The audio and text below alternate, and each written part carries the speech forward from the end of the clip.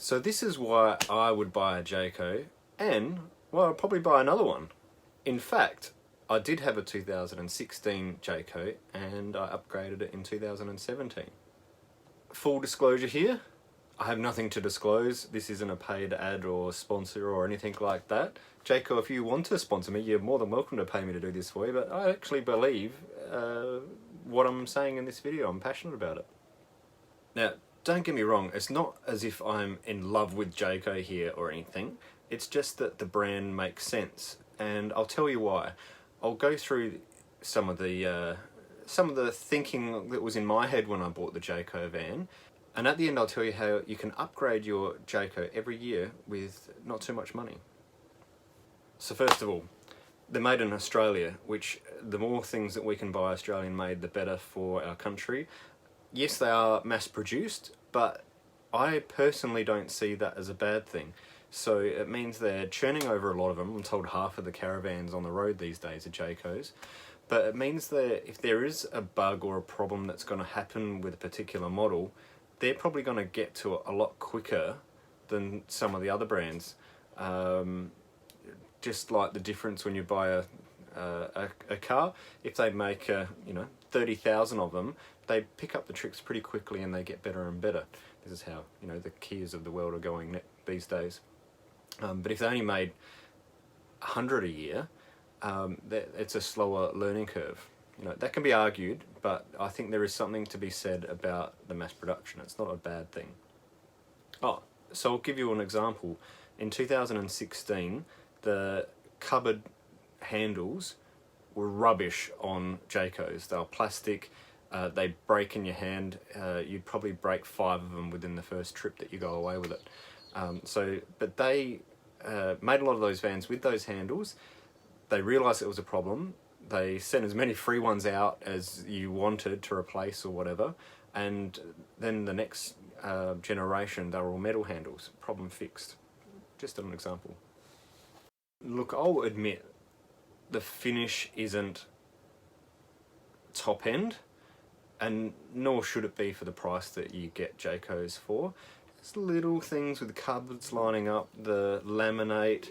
I must admit they're much better today than they were, say, 5 years ago, but the finish isn't as good as a more expensive van. I'll be honest about that. There's often things wrong, and I've owned 4 vans now, and I think there's just always going to be things wrong with vans. But I must say, Jayco do fix everything. They take forever to do it, and they're really hard to book into their service centre to do it. But they do fix everything, so I've got to give them credit for that. I think the Jayco brand is just innovative as well. The way they have the moulded plastic around the gas bottles at the front now to hide them away, whereas every other brand has got a checker-plated box, which looks boxy and a bit old, if you ask me, not to mention it's heavy, whereas the Jayco ones are sort of half of it is into the caravan and there's just a cover on the outside. I think that's really clever. The little concertina doors into the kids' room at the back of the van, just little things. I don't think they're expensive, they're just clever. I don't know if it's true or not, but the first expander I ever saw was a Jayco, and I think that's a great idea. Same with the first slide out I ever saw was a Jayco. I think that's a great idea. I'm sure you'll pull me up if I'm wrong on those facts. The way they make the Alco lightweight suspension, like the independent suspension, I like the concept of independent suspension, but I don't want a big full drive off-road system, so the fact that they can make a lightweight version is just clever, and it keeps the costs and the weight down. The successful vans out there, like the one I'm in now is 22.68, you can see why it's successful. It's very well thought out, the layout for families, and I bet they're selling bucket loads of them.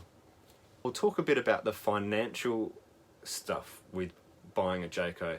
It's going to be cheaper than pretty much everything that's on the same level.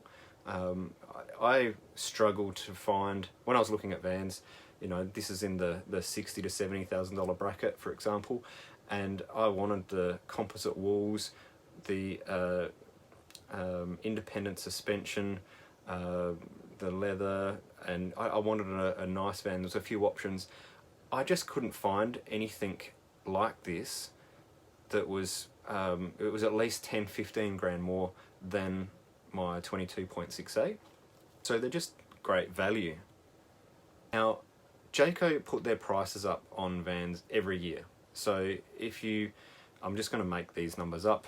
Say you bought a 22.68 last year for 60 grand, you go to the Jayco this year and it will be 65 grand. So you know, if you hold out on your decision, it's just going to get more expensive the longer it takes to buy it. But which, you know, as a consumer, you think that's awful, it sucks. But it means that every van, the resale value is doing the same thing. So if I, for example, bought this 22.68 for 60 grand, I could probably sell it for close to 60 grand now and just invest another 5 grand to get the latest model. And to be honest, then you could sell that one next year for the same as what you bought it or thereabouts, and change it over again and just keep investing a little bit more but upgrading your van each time. And really, you're not losing any money. You are investing, but you're getting a better van each time. Now, I'm not making this up, I actually did it. So I bought a 2016 model Jayco Expander, and I owned it for, I think it was 7 months, advertised it for the same price that I bought it for. It was negotiated down a little bit, but I lost $1,700 in 6 months, had lots of great family trips in it, and passed a fantastic van onto the next owner. And if they were to buy that same van, it would have cost them 5 grand more because it was a year old. So it was great for me, great for the people that bought my van as well. And I reckon I could do it again and again and again every year. And Jayco tells me there are families out there that just keep upgrading every year. You've got to go through the pain of selling it, and you've got to do it privately. But once I cleaned the van up, it sold in a week. Quick as anything. First person that came out and looked at it, bought it. So as long as you do your diligence in making it look like a brand new van when you're selling it, you can sell it for what you paid for it. Almost.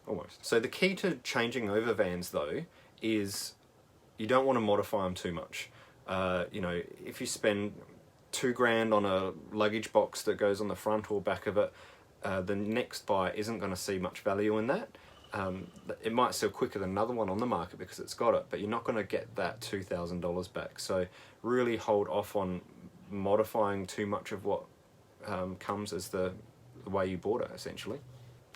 And Jayco, when you're in between vans, it took 5 months for us, we were without a van, they were more than happy to lend us one of their second-hand vans. So if we wanted to do a trip and we didn't have the van, we didn't miss out on anything.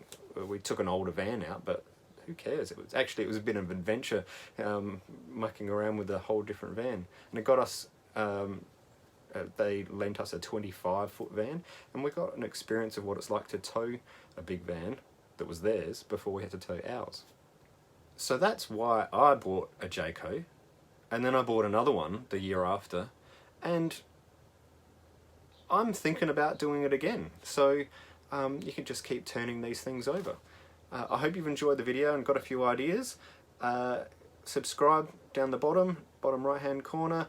I do lots of caravan videos every other week, and if you're into 4-wheel driving, there's someone on that as well. Thanks for watching. See you next time.